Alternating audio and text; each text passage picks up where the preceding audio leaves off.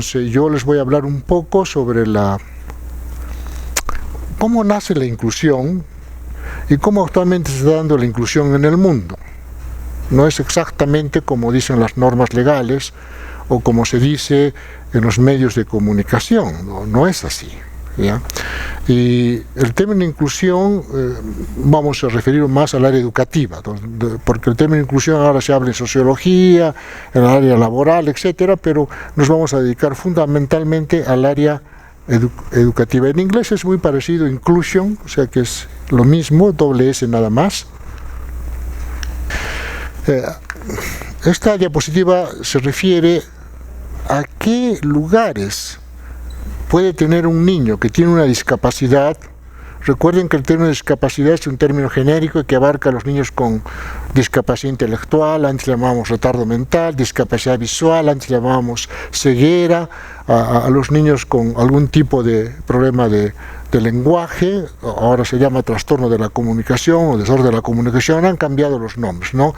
Y en los últimos tiempos en Perú ya estamos trabajando con multihandicap, que se refiere a aquellas personas que tienen varias discapacidades y tienen generalmente retardo profundo, ¿no? Entonces ahora ya tenemos una población que tiene retardo profundo o discapacidad intelectual profunda, que tiene a la vez ceguera, que tiene a la vez pérdida auditiva, no habla o tiene malformaciones físicas. Yo recuerdo mucho una experiencia hace muchos años, en la década del, será por 89 o 90, yo era teaching assistant en la Universidad de Texas y asistente profesor, ¿no? Le ayudaba al profesor a dictar a los cursos excepcionales, y una vez un estudiante norteamericano me pregunta, y quisiera saber qué es, acaban de decir que usted ha trabajado o trabaja con niños, en ese tiempo llamamos niños excepcionales, con niños excepcionales allá, y quisiera saber cómo trabajan con los niños que tienen discapacidades múltiples y severas. Yo había trabajado en el polivalente, conocía a todos los centros de educación especial de Arequipa, todos los profesores, conocía toda la educación inicial de Arequipa. En mi época de muchacho había solo 4 jardines en Arequipa, después se multiplicaron, fui el encargado de toda educación inicial de la parte sur de Arequipa, entonces conocía todo ese mundo y me preguntan cómo hacíamos en Arequipa, qué estábamos haciendo con los niños que nacían con retardo mental profundo y otras discapacidades más. Entonces me sorprende la pregunta, pensé rápidamente, ya pensaba en inglés, comencé a pensar en español en esa ocasión porque la pregunta me sorprendió.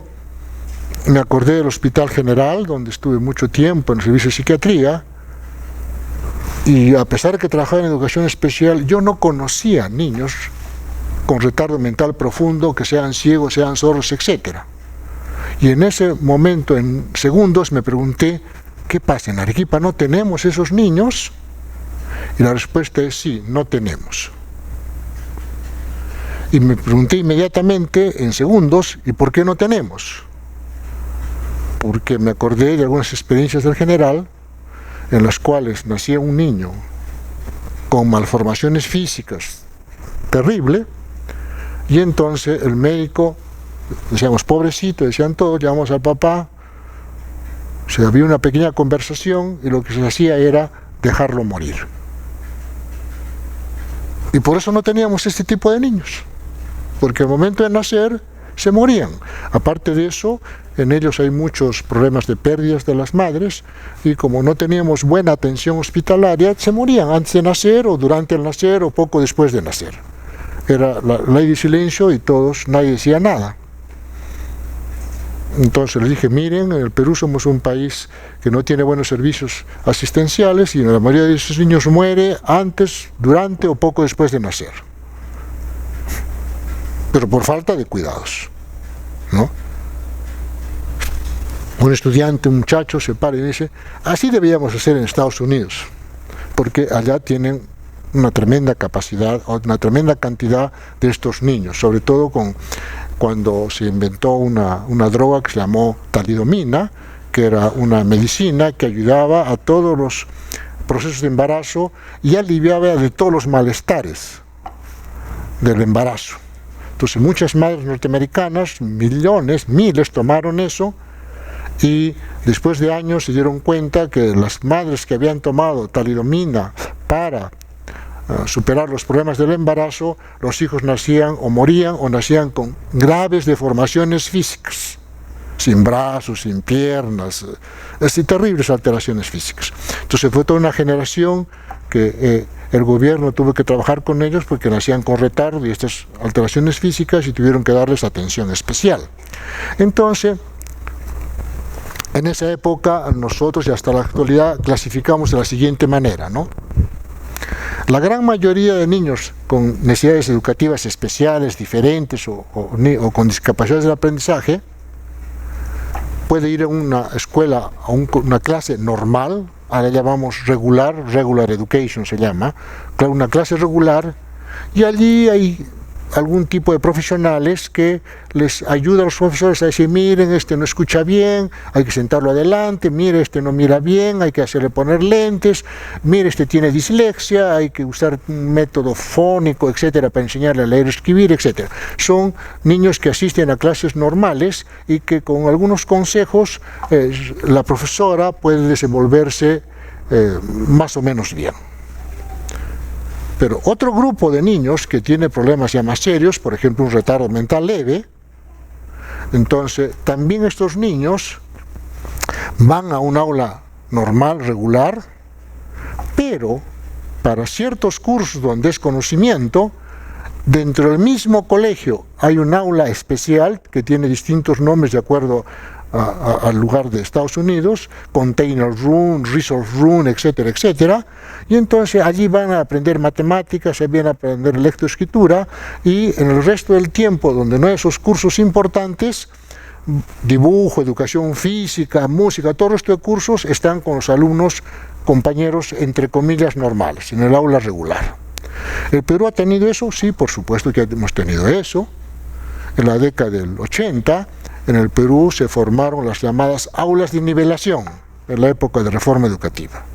Y entonces las principales escuelas grandes de Arequipa, en Miraflores había una muy grande, cerca de la unidad escolar, por ejemplo ahí se capacitaron a profesores durante un año para que vayan, se llamaba aula de nivelación, se llamaba en esa época, y entonces los niños que tenían serios problemas para aprender a leer, escribir o matemáticas, etcétera, durante algunas horas, durante la mañana y algunos días iban para que una profesora de manera individual les diera clases y les enseñara a leer y escribir. Entonces el Perú ha tenido eso, eso ha desaparecido, pero se llamaban aulas de nivelación. Hay otro grupo de niños que tiene los problemas más intensos y entonces pasan la mayor parte, la mitad del tiempo en una aula especial dentro de un colegio regular y la otra mitad del tiempo en una aula regular, ¿no? Hay otros niños que hay ese sistema educativo así, aquí estoy explicando esto para que vean qué alternativas vamos a hacer en el Perú, en Arequipa. Existen aulas especiales donde el niño va al mismo colegio, pero en ese colegio un aula especial, por ejemplo con retardo mental, ya están 10 niños, 11 niños, todo el tiempo están trabajando ahí. En un colegio regular, pero en un aula especial. Después viene el colegio especial, como por ejemplo aquí en Arequipa sí tenemos Unámonos, el Centro Polivalente de Educación Poljar, una serie de colegios ahí, ¿no?, que son especiales. Entonces ahí sí es un colegio especial donde se atiende a todo tipo de niños, fundamentalmente a niños con retardo mental o discapacidad intelectual, niños con autismo y niños con severos problemas del lenguaje, porque tienen pérdida auditiva, ¿no? Aprenden el lenguaje por señas o la comunicación total o lenguaje oral de acuerdo a los métodos. Y residencial es algo así como aquí ya hay algunos colegios que están haciendo los religiosos, en los cuales el niño no vive en su casa y va al colegio especial, no, vive en ese lugar. Ahí vive y recibe educación. Se llaman las residencias. Un ejemplo residencial en el pasado eran los niños huérfanos que iban al orfelinato, al Chávez de la Rosa, ahí vivían y ahí recibían clases. Pero en este caso son residencias para niños con problemas. Aquí en Arequipa hay, por Caima hay un lugar donde un sacerdote tiene a puro niño con discapacidad. En Miraflores también en la parte superior también están haciendo algo similar. ¿no? Entonces son residenciales. Entonces, como ven, en el área de educación especial, en el extranjero, hay una serie de alternativas. Aquí las que tenemos son, todavía hay colegios especiales, y lo que estamos haciendo es que la gran mayoría de niños vaya a un colegio regular.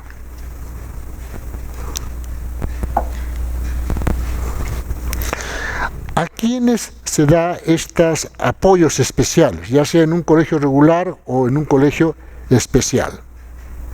En primer lugar, ese niño, para ir a esos lugares, tiene que tener una evaluación minuciosa.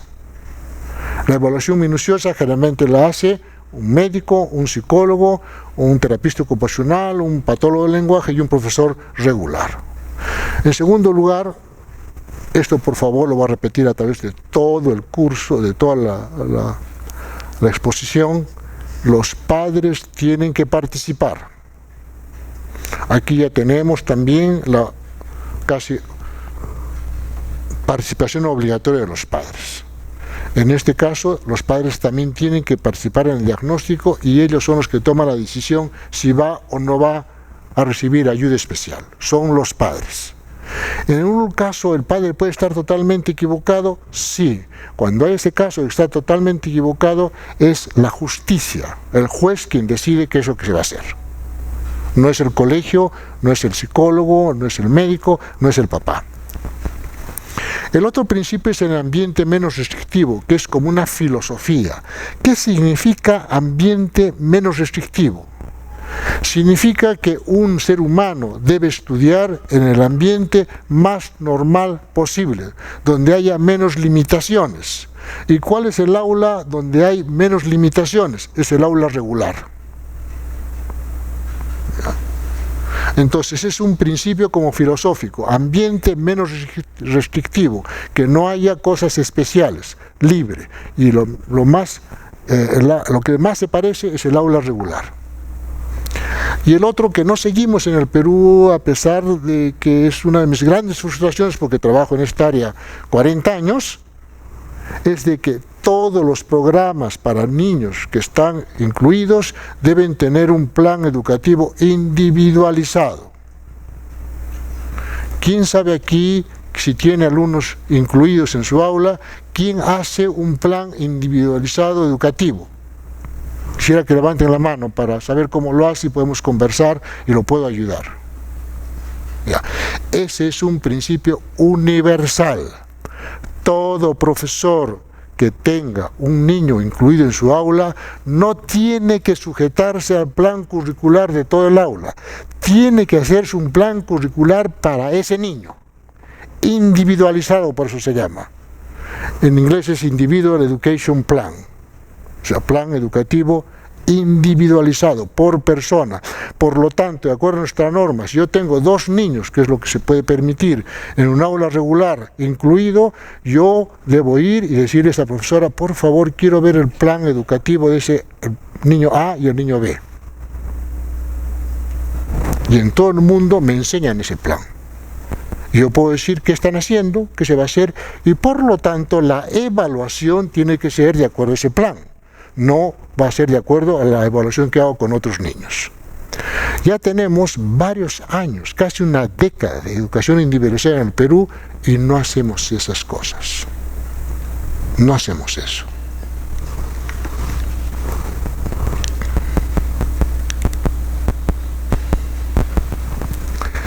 ¿Cómo ha sido la evolución de atender a niños especiales, déjenme utilizar ese nombre antiguo, o niños excepcionales, o niños con discapacidades, o niños con necesidades educativas diferentes, cualquier nombre, ¿no?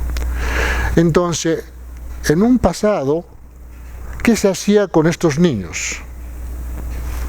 Se les llevaba a un lugar especial para que viva, una casa, una casona, para que allí vivan, y ahí les dábamos comida, los lavamos, les dábamos alimentación adecuada, ciertos cuidados médicos, y a ese proceso se llamó aislamiento social basado en las facilidades. Facilidades para que vivan más o menos bien. Entonces, los municipios recogían a esos niños abandonados, los llevaban allí, y allí les daban facilidades. En el Perú se ha hecho así, solo se ha hecho con los niños abandonados en Chávez de la Rosa y se ha hecho con los pacientes con esquizofrenia. O sea, los pacientes que andan por las calles, lo que comúnmente decimos loquitos, que tienen una psicosis severa. Entonces Arequipa se ha pasado por esa experiencia. La beneficencia pública, lo que es Moisés Eresi, ahora en Camino Cerro Colorado, antes cuando nace eso, Moisés Eresi, en la beneficencia pública, tiene a su cargo todo el hotel de Jesús. Y entonces, ¿qué hace la beneficencia? Recoge a todos los loquitos de Arequipa, a todos los con psicosis, los lleva a vivir ahí a Jesús, a lo que era ese hotel con sus pozos que había termales, y allí los bañan, los lavan, los limpian, todo correctamente. Yo he participado en eso, he estado en ese lugar. Cuando yo era niño había una loquita famosa en Arequipa que andaba por Palacio Viejo y La Merced, que era la localicia. Una vez me dio un palazo cuando era niño. Y había otro que se llamaba Rodo, un señor que andaba totalmente sucio. Me acuerdo de Rodo porque cuando fuimos allá a Jesús en los primeros días, lo traen a Rodo, se le ponen sus inyectables, está medio dopado, lo bañamos, su champú, su corte de pelo y su ropa nueva. Era todo un señor bien vestido. Y así se recogía a todos los loquitos de Arequipa, se les bañaba, se les limpiaba, se les atendía, se daba su comida. Arequipa, ejemplo latinoamericano, parecido a Argentina, en esa época. Se enteró el resto del Perú que en Arequipa hacíamos eso, y en la variante comenzaban a aparecer personas enfermas nuevas. Y lo vamos a tener hasta gente que venía de Iquitos, de Trujillo. Las familias se enteraban que en Arequipa se les recogía, se les atendía bien y se les medicaba. Entonces, ¿qué hacía todo familiar? Agarraba un carro, se juntaba a toda la familia, lo metía en un carro y lo dejaban en la variante. Y ahí se venía caminando a la ciudad. Y de repente, de tener 30 personas, teníamos 80 ahí en Jesús y de repente ya no había cupo. Y al final, ¿qué hizo la beneficencia? Se acaba el programa. Porque estábamos recibiéndolos a todos del Perú, los atendíamos bien. Se acabó el programa, duró unos años. Eso se llama aislamiento social porque vivían lejos en Jesús, basado en facilidades porque ahí les hacíamos la vida más o menos adecuada. Después ha venido, hasta hace poco, el programa de integración social. Entonces ya no los metemos a un sitio. Sobre todo las trabajadoras sociales, lo que hacían era ubicarlos en las casas. La beneficencia hizo algo parecido, y allí íbamos y les dábamos las medicinas, todo. Se les hacía atender, se les conseguía medicina gratis, todo. Y entonces fue un proceso de, se llamó integración. ¿Por qué? Porque estaban integrados a la comunidad. Y allí se les daba los servicios médicos, psicológicos, trabajo social, trabajo, que aprendan cosas para que también para que su vida sea mejor y progrese. Esa es una filosofía de trabajo basada en integración. Hubieron problemas. El problema que se plantó en Arequipa fue el siguiente. Las medicinas a los pacientes psicóticos se les daba gratis. Pasado un tiempo los pacientes no mejoraban. ¿Qué sucedía? Como recibían gratis, los familiares no les daban medicina. Ahí estaba malográndose la medicina, o otros comenzaron a negociarla a los particulares que podían pagar. Y entonces no hubo tal mejoría, la integración fracasó. También se dijo, es que todo debe tener un costo, lo que es gratis no lo apreciamos. Y por lo tanto ese programa desapareció. Viene todo un proceso de cambios en el mundo, y entonces ahora el tema actual que estamos tratando es el tema que se llama inclusión basada en el apoyo. ¿Qué es la inclusión? Es incluir a un niño con discapacidad y incluirlo ¿dónde? En un colegio regular. Eso es en palabras sencillas, pero ha habido todo un progreso de esas filosofías que acabo de decirles. ¿Cómo se llega a la inclusión? Comienza con Francia, con los derechos civiles. Todos somos iguales. todos recibimos educación. Entonces se hace la educación obligatoria. Entonces la igualdad, en Francia comienza ese movimiento. En los países escandinavos comienza un proceso filosófico que se dice, ya con niños excepcionales, se dice normalización. ¿Qué era la normalización? En esa época yo enseñaba el curso de psicología excepcional en la UNSA, y ese era el último grito de la moda. ¿Qué es normalización? Que está en los países escandinavos, que pasó a Canadá y después bajó a Estados Unidos. ¿Qué existía el principio de normalización? El estudiante especial debe estudiar en el ambiente más normal posible. O sea, no debe juntarse con otras personas que sean peor que él o igual que él. Es mejor que se junte con personas que sean mejor que él, lo más normal posible. Y el ambiente más normal posible era ya no vivir en una residencia, ya no vivir aislado, sino vivir en su vecindario y tratar de ir a un colegio regular. Eso viene la filosofía del principio de normalización que viene en los países escandinavos. Después se dice, ya en el aspecto estrictamente educativo, dice el estudiante debe estudiar en el ambiente menos restrictivo, ya les he dicho, que consiste en que debe estar con los más normales posibles, y lo más normal posible es el aula regular. Después viene ese trabalenguas que no lo puedo pronunciar, desinstitucionalización. Es que en esa época todos los niños estaban en unas residencias. Aquí en Arequipa estaba Chávez de la Rosa, y estaba en el camino a Tingo el Colegio Guadalupe.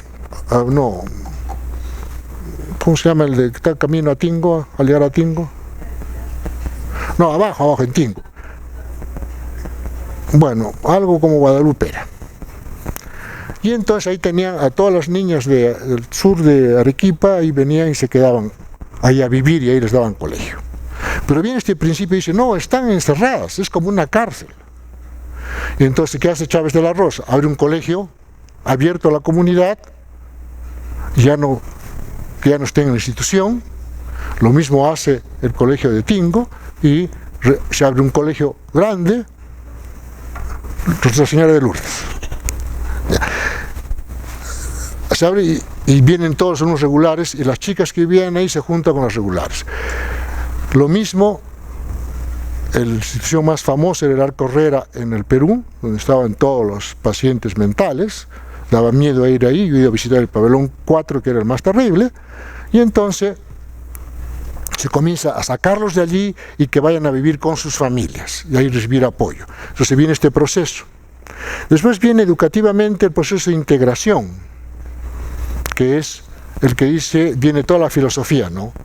Las mujeres son segregadas, hay discriminación racial, discriminación femenina, y es un movimiento social, que todo es discriminación. Ahora estamos en Perú en el famoso proceso de que hay una segregación de las mujeres, de todas las personas. Entonces todos somos iguales, el feminismo forma parte de este proceso de integración, todos somos iguales. Y por esa época, en la época de Reagan en Estados Unidos, surgen una serie de investigaciones muy importantes que se llamó las investigaciones de iniciativa de educación regular. ¿En qué consistía eso? Que un grupo de personas, de profesionales, hicieron una investigación de cuáles eran los resultados, cuál era el beneficio de estudiar en colegios especiales. Y las conclusiones fueron tremendas de esas investigaciones.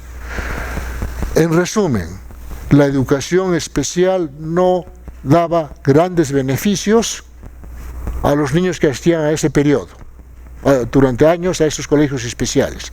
No había el famoso beneficio. A ese tipo de investigaciones, a ese periodo de investigaciones por el cual se demostraba que la educación especial no estaba dando los frutos que ellos querían, se llamó la iniciativa de educación regular, que son, ¿qué hacen los estudiantes de educación especial que no están en básica regular? No están progresando. Y la inversión en educación especial era el triple o cuádruple lo que se hacía en básico regular. Un estudiante de educación especial en Estados Unidos cuesta más que 2 o 3 estudiantes de medicina. Demasiado caro. Y entonces, por eso surge, el último paso en el que estamos ahora, la inclusión. Acá tienen algunas ideas de esos procesos. Primero, los derechos civiles, ¿no? Decía que si yo lo encierro o lo pongo a un niño en educación especial, es una forma de segregarlo, es una forma de quitarle sus derechos de estar con todos los demás. Normalización es el principio por el cual todo niño o persona que tenía algún tipo de discapacidad debe tener experiencia de vivir con personas normales.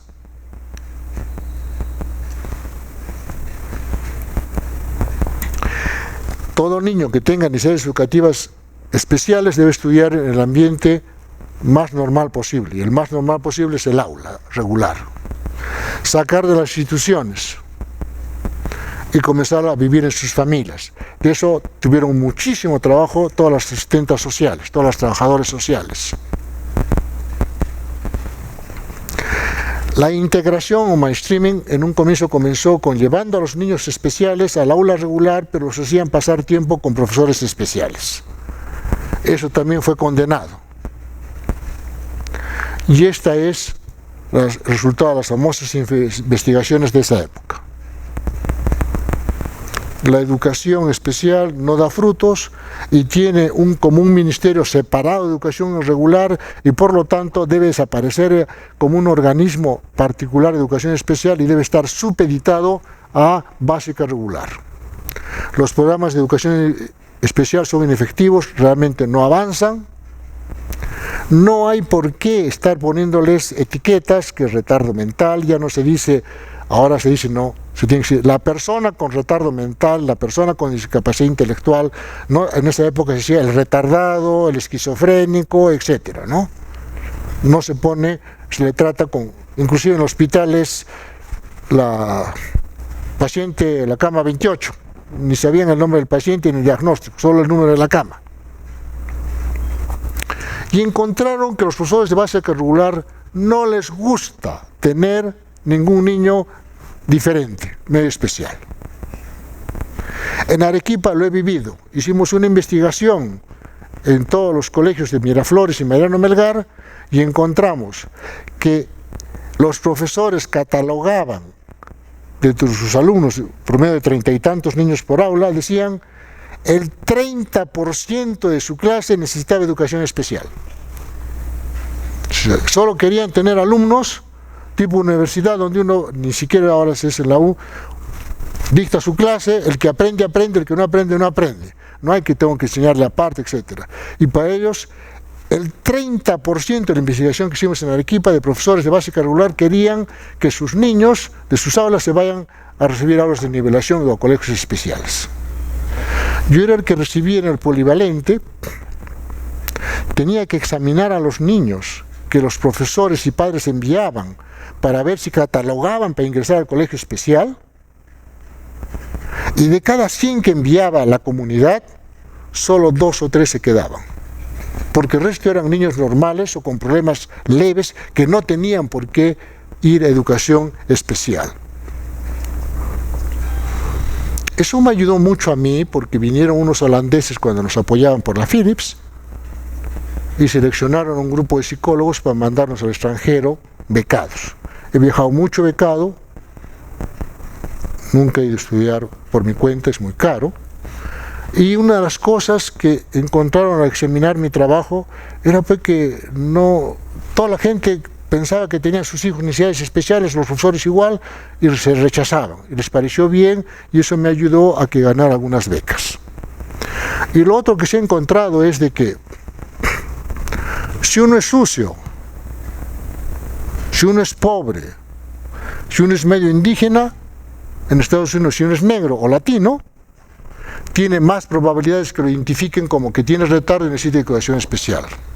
Si es blanco, si es limpiecito y es educado, no lo catalogan que tiene problemas de educación especial. Entonces había como una discriminación en el diagnóstico. Y ahí la prueba eso, ¿no? Todos los papás y los profesores si al niño lo vemos educado y bien limpio, pensamos que es más inteligente que el niño que es sucio o descuidado. No crean que les estoy criticando a los profesores. Como hay gente joven aquí, no me conocen. Yo he sido profesor primario. He sido profesor primario de la escuela de Zamácola y de la 40.010 de Tingo. En la placita esa que hay ya no hay escuela. Yo he sido profesor años de ahí y de la escuela de Zamácola. O sea, sí he sido profesor y he enseñado, ¿no? ¿Y por qué me dediqué a niños excepcionales? Porque estando en Tingo, un día viene una profesora y me dice: profesor, sé que usted está estudiando psicología, mi sobrino tiene Down, quisiera traerlo de alumno libre a la clase. Ya pues, le dije que venga, Marcos se llamaba. Al otro año tuve en mi aula siempre 4 niños por lo menos con retardo mental, algunos con síndrome de Down. Y por eso al final mi especialización ha sido niños excepcionales o niños con problemas. O sea, nace de ahí mi vocación para trabajar con ellos. Y entonces he encontrado que algunos grupos son sobreidentificados, ¿no?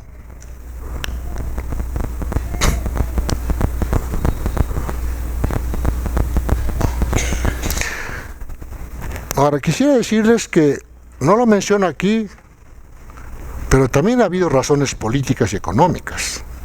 Estados Unidos entra en crisis y el presidente norteamericano manda a hacer economía. Y entonces todos los ministerios o secretarías como es allá tienen que ahorrar dinero y no gastar dinero. Y entonces le toca a educación ajustarse a la crisis económica. ¿Y qué deciden los grandes, el secretario, el Ministerio de Educación? Dice, tenemos que ahorrar. ¿Dónde se gasta más? En educación especial. ¿Qué hacemos? Tratemos de bajar o cerrar educación especial para que tengamos dinero para el resto. O sea que el motivo no solo fue filosófico, no solo fue de principios civiles, no solo fue de segregación, también fue económico. Porque los colegios especiales cuestan mucho dinero. O sea que también ha habido una razón económica para tratar de desaparecer la educación especial. Entonces, cuando se hacen estas investigaciones, se dicen, los estudiantes deben ir al colegio de su vecindario, de su zona. Estados Unidos es como un país socialista, ¿eh? Si yo voy a vivir en una zona que se llame Tingo, solo puedo ir a los colegios de Tingo. No es que uno va a cualquier colegio, uno solo tiene que ir al colegio de la zona donde vive. Así es la educación norteamericana. No, uno no va donde quiere, voy al colegio donde vivo. Por eso es que dicen, los niños de educación especial deben ir a la escuela de la zona de su hogar, porque así es para todos, o sea, no es solo para los especiales, sino todo el mundo. Si un latino va, lo primero que le dicen es, si quieres que tu hijo vaya a un colegio, tienes que ir a vivir a tal sitio, porque en ese sitio el colegio es bueno. Entonces uno tiene que ir allá. Yo tengo 3 hijos allá y 6 nietos, y han hecho lo mismo. Se han ido a vivir a un lugar donde es bueno, porque allí están los colegios estatales buenos, ahí la educación privada no es para los multimillonarios. Entonces uno escoge lugares. Y ellos plantean, por lo tanto, que los niños de educación especial deben ir a la zona de su hogar.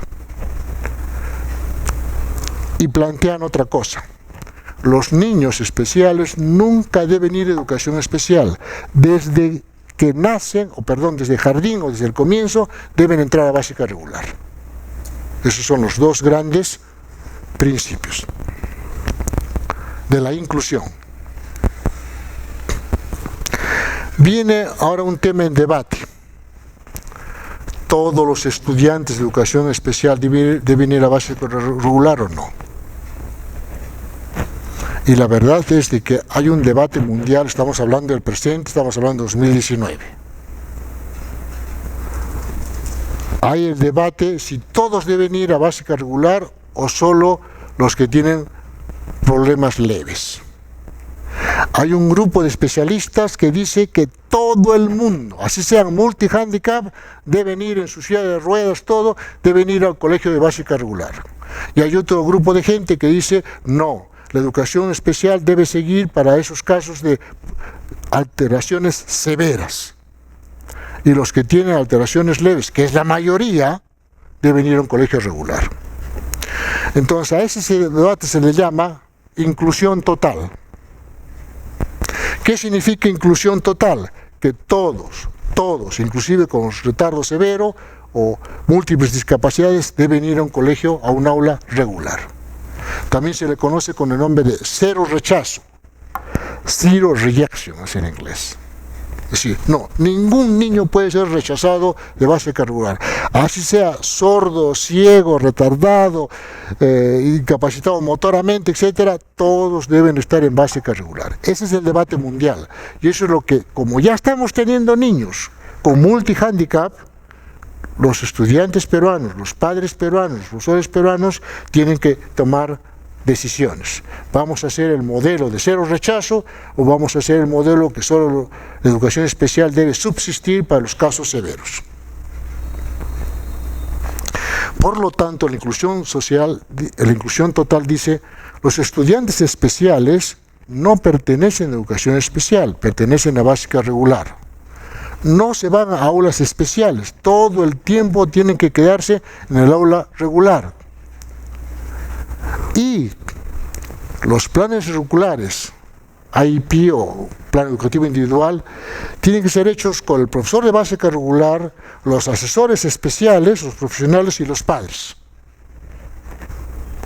O sea que deben ser recibidos como cualquier niño sin tomar en cuenta su discapacidad. Esa es la inclusión total.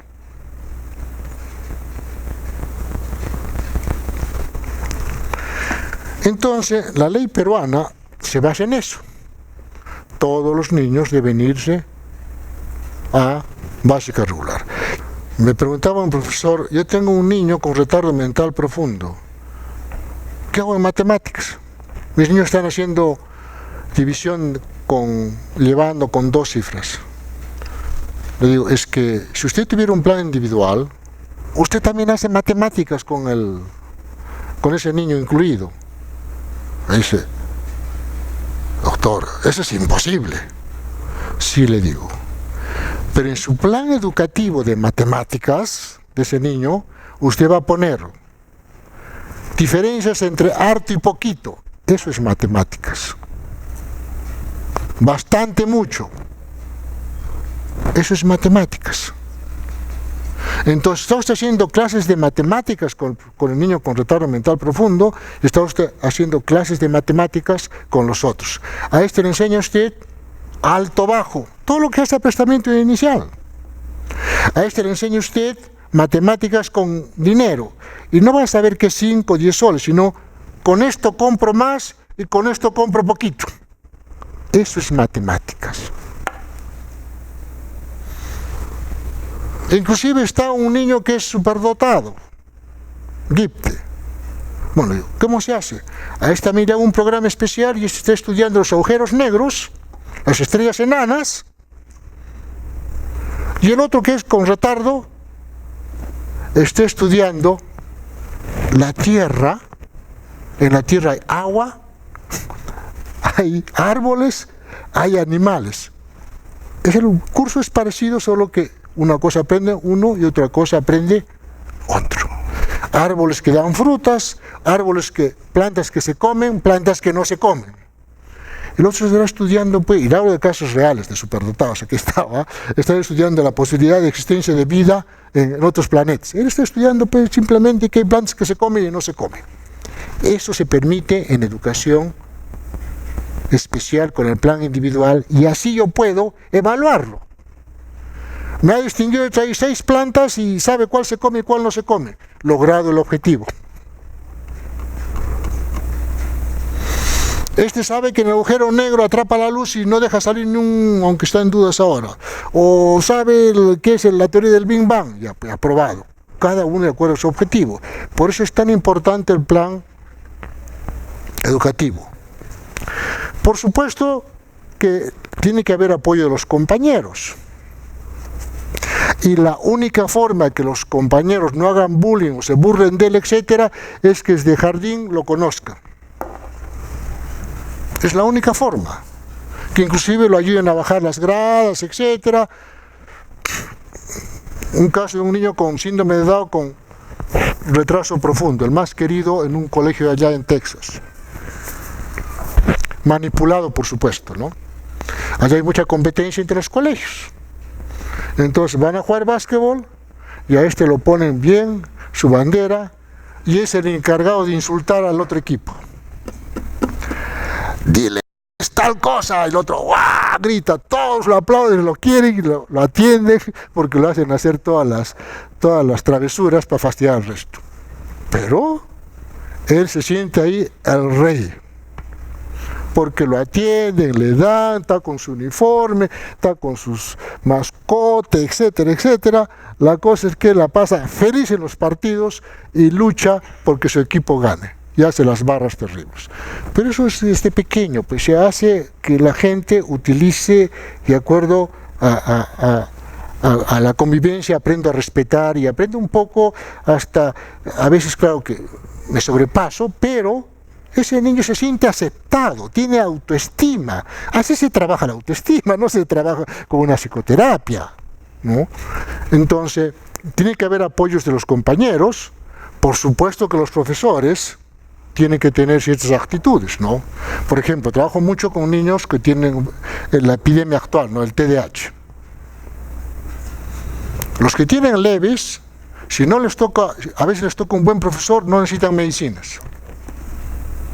Les toca un mal profesor que no sabe manejar conducta a los niños y tiene que tomar medicina, su Ritalin. Entonces la actitud del profesor es sumamente importante, sobre todo para los leves. Adaptaciones a la currícula, ese es algo que tienen que aprender a hacer con todo tipo de casos. Se llaman modificaciones y adaptaciones a la currícula. No le hago el plan con él, ¿qué es lo que hago? Por ejemplo, tengo un niño con TDAH que está viniendo de Toquepala, antes de venir aquí lo he tenido que ver, tiene inteligencia inclusive superior al término medio, entonces un profesor le ha puesto letra C. ¿Por qué? Porque no hace cuadernos, porque no tiene buena letra, porque no hace las tareas, etc. Y el otro profesor le ha puesto AD. Ha venido el supervisor ahí en Toquepala y dice, ¿qué pasa? Todo un escándalo. Entonces, en el informe yo le puse que tenía que ser adaptaciones y modificaciones. Entonces, acá dice que tienen que ser adaptaciones. ¿Qué adaptaciones he hecho? A este niño nunca le evalúo los cuadernos, no le quito notas por cuadernos. Todo lo evalúo oralmente. Y él me responde oralmente, me hace trabajo todo en oral, y por eso se acaba después. Y el otro profesor da mucha importancia a los cuadernos, que estén al día, bonita letra, bien subrayados, todo, etcétera. Le ha puesto PC. Entonces, sería un curso, tengo libros de eso. Ya, es todo un curso de cómo se hacen a cada caso leve, sobre todo, adaptaciones y modificaciones a la currícula. Ligeras adaptaciones. No. Y por lo tanto la evaluación es diferente. No. Por favor, este niño tiene problemas de dislexia, tiene serios problemas de lectura, serios, discapacidad específica de lectura se llama ahora, ¿no? ¿Qué hago? Digo, señor, en el examen, la pregunta debe ser bien cortita. Nada de pregunta de 3 renglones, nada de pregunta ambigua. Y las respuestas que solo sean de marcar. Punto. Usted no le va a hacer la pregunta partes de la planta, puntos suspensivos. El niño, ¿qué será eso? ¿Qué tengo que hacer los puntos suspensivos? Usted tiene que ponerle cuáles son las partes de la planta y poner A, B, C y D, cosa que él ya sabe que son 4 o son 5 las letras que he puesto. O si usted quiere, pone 5 y que marque las correctas y solo hace un aspa. Entonces, no tiene que leer mucho, no tiene que escribir mucho. Esa es una adaptación y modificación al plan curricular, a la evaluación. En eso tenemos que trabajar los profesores, que tenemos niños incluidos con problemas leves. Debe haber apoyo administrativo, es algo que se descuida. ¿Quiénes tratan peor a los estudiantes en las universidades? Los administrativos, desde el portero.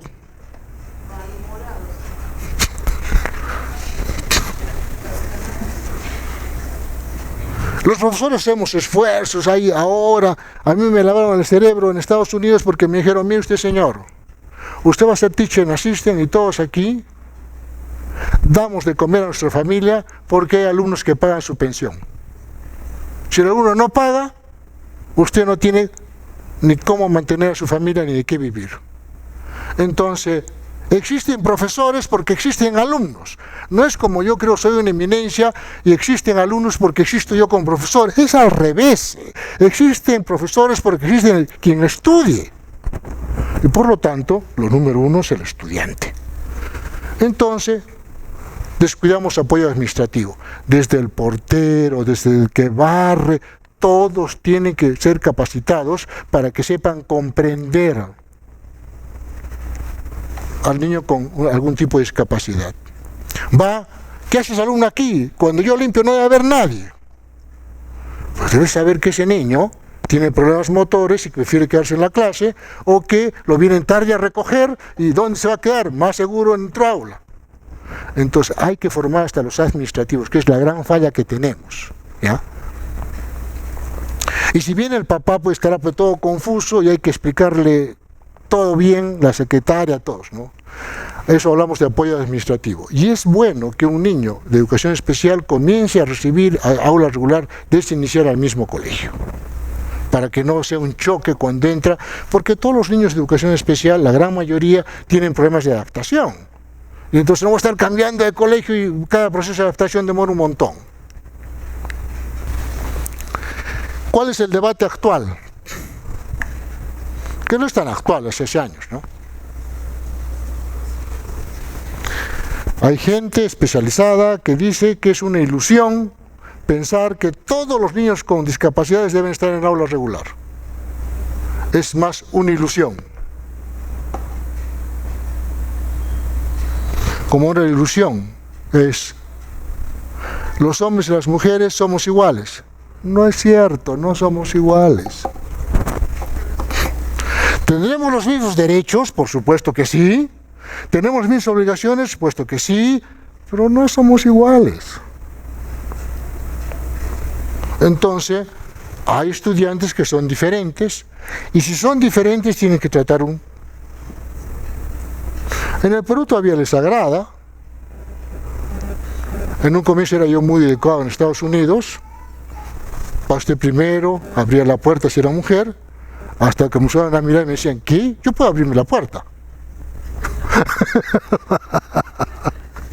Otra decía, oiga usted, yo soy más joven que usted. Yo soy el que tengo que... ya, disculpe. Las atenciones, ¿no? Por lo tanto, dicen, estos defensores dicen, por supuesto que debe haber inclusión, por supuesto que un grupo de estudiantes debe irse a base regular, pero no significa desaparición de educación especial. Debe haber bien equipado para ciertos casos bien diagnosticados. Y también se ha hecho investigación. Hay muchos papás que tienen hijos con problemas severos que están contentos con la educación especial que reciben. Entonces también hay ese grupo.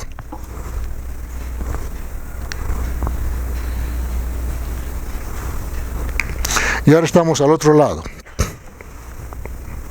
Ahora la gente que trabajamos en esto queremos, pruébenme que la inclusión es buena para los niños. Acá el colega ha hablado de un éxito que es bueno. Pero en mi experiencia en un montón de colegios donde hay niños incluidos, y si tienen problemas serios, solo van a entretenerse. Solo se les va a cuidar porque no les pase nada. Después no están aprendiendo nada. Entonces por eso hay gente que dice, háganme investigaciones donde se demuestre que todos los niños que están incluidos han progresado enormemente. Pero viene el debate. Otro dice, no, eso no es el problema. El problema es que todos están integrados.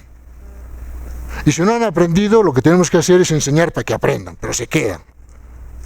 Entonces, en la investigación hay muchas dificultades. Y además, este otro autor que hasta la fecha es su libro antiguo, pero tiene uno 2013, que dice lo mismo, Kaufman, y dice, perdónenme, todos los seres humanos no somos iguales. No es cierto que todos seamos iguales. Siempre hay diferencias. Entre los estudiantes también hay diferencias. Y si hay diferencias, la educación tiene que adaptarse a las diferencias. Entonces, ese es el debate. Por lo tanto, un poco lo que se sigue, último, Patton es un amigo mío, ha venido a Arequipa a dictar cursos, James Patton. King es su esposa que trabaja en educación especial. A Bernie Smith no lo conozco, pero con Pato sí, cuando voy a Estados Unidos inclusive estoy con su familia. Él plantea que hay estudiantes graves con padres de familia que deberían tener la capacidad para decidir: mejor que mi hijo se vaya a educación especial, mejor que se vaya a básica regular, mejor que se vaya a un colegio donde tenga un aula especial, mejor que se vaya a un colegio regular donde haya un equipo bueno especial. O sea que el padre la familia debe tener la capacidad para ver qué es lo mejor para su hijo. Porque ¿quién sabe qué es lo mejor para su hijo? Es el padre de familia. No soy yo le puedo aconsejar, pero él es al final quien escoge. Porque los aman y por lo tanto, yo he hecho una investigación hace años, 2 familias, amistades, niños con retardo leve, uno va a educación especial y el otro va a básica regular. Pasan 6 años, el de que fue a educación especial ha progresado muy poco, pero el que fue a básica regular ha progresado bastante académicamente, pero el niño de educación especial no es inhibido, es desenvuelto, pasa menos la vida más o menos feliz. El niño que fue a básica regular y ha progresado tanto porque ha tenido una presión día y noche, peor que esclavo, 12 horas diarias, sábados, domingos, vacaciones, tiene ansiedad, tiene tensión, tiene estrés, para asustado, que me equivoco, que qué van a decir, tiene problemas emocionales. Entonces, es el padre quien tiene que decir cuál es mejor para mi hijo, pues, ¿no?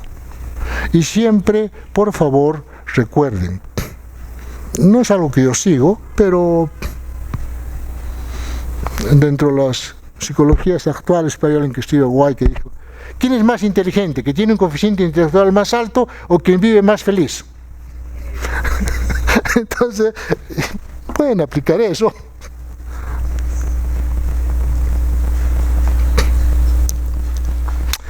Acá hay algo que quiero remarcar para terminar, antes que me saquen.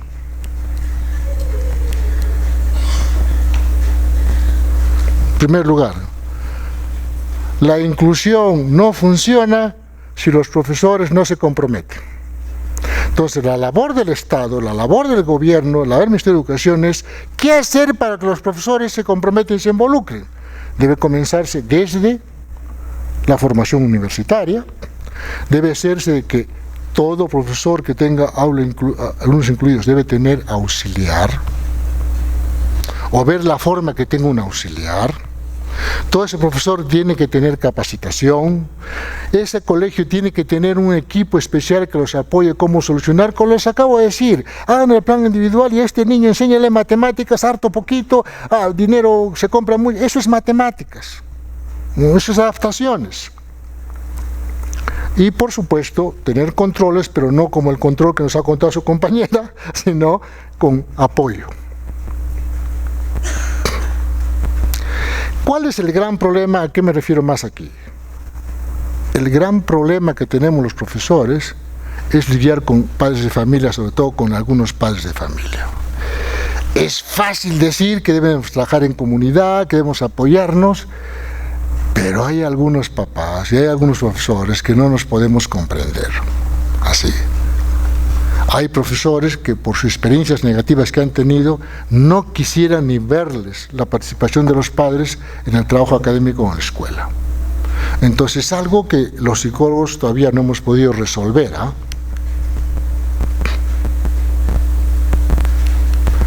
Quería finalizar con esto.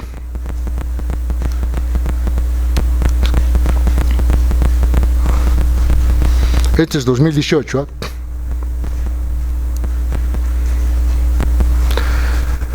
Hay dos cosas que tenemos que trabajar. En primer lugar, no se debe incluir a un niño en un colegio si no se le incluye en su vecindario. Entonces, para que haya inclusión académica, debe haber inclusión social. El niño y los padres deben participar en las actividades de su comunidad. No hay inclusión académica si el niño no sabe ni quiénes son sus vecinos, ni siquiera puede jugar con ellos. Tiene que haber toda una formación de los equipos profesionales y padres de familia para que ese niño también viva con la gente de su comunidad y vaya al colegio de su comunidad. No vaya a ser que va al colegio de su comunidad y nunca ni conoce a la gente que vive en su comunidad ni a su vecino. Entonces, es un trabajo que está haciéndose mucho ahora, de que para apoyar la inclusión académica debe haber inclusión social, inclusión en la vida académica.